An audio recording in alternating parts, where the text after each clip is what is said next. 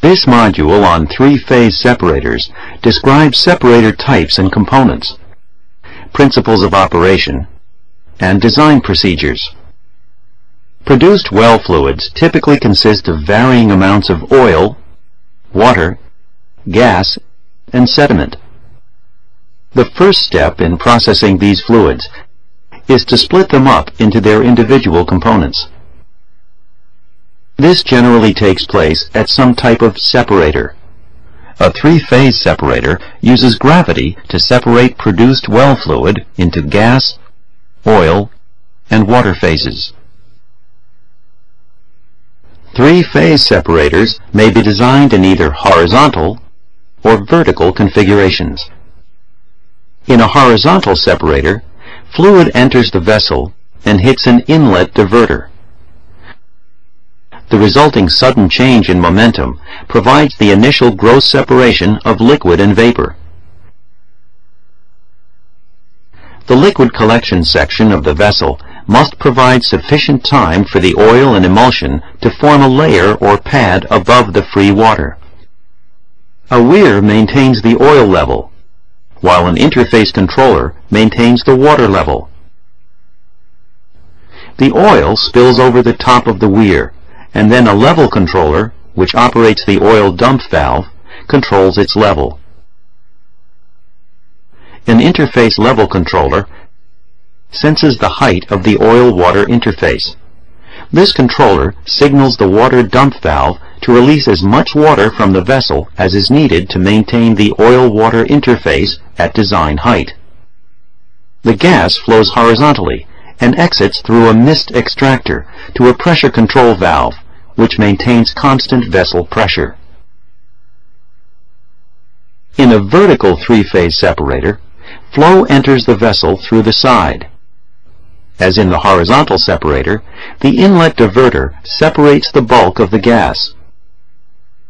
A downcomer is used to transmit the liquid through the oil-gas interface to keep from disturbing the oil skimming action. A chimney equalizes gas pressure between the lower section and the gas section. The spreader, or downcomer outlet, is located at the oil-water interface. From this point, as the oil rises, any free water separates out from the oil phase. The water droplets flow countercurrent to the oil. Similarly, the water flows downward, and oil droplets trapped in the water phase rise countercurrent to the water flow. Selection of a separator type is based primarily on gas handling requirements and space availability.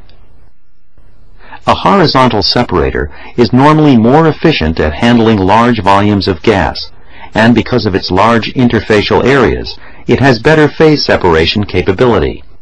It does not handle solids as well as a vertical separator, and it requires more space. A vertical separator, on the other hand, has good solids handling capability, requires far less space than a horizontal separator, and has much better liquid surge capacity, but it is more difficult to service. Regardless of type, all three-phase separators have in common certain internal vessel components. Inlet diverters provide the initial gross separation by changing the flow direction as fluid enters the vessel. The deflector baffle, shown here, is one type of commonly used inlet diverter. Another is the cyclone inlet. Wave breakers limit the wave propagation that might otherwise occur in large horizontal vessels. Defoaming plates reduce foaming at the gas-liquid interface, which tends to occur when gas bubbles are liberated from the liquid.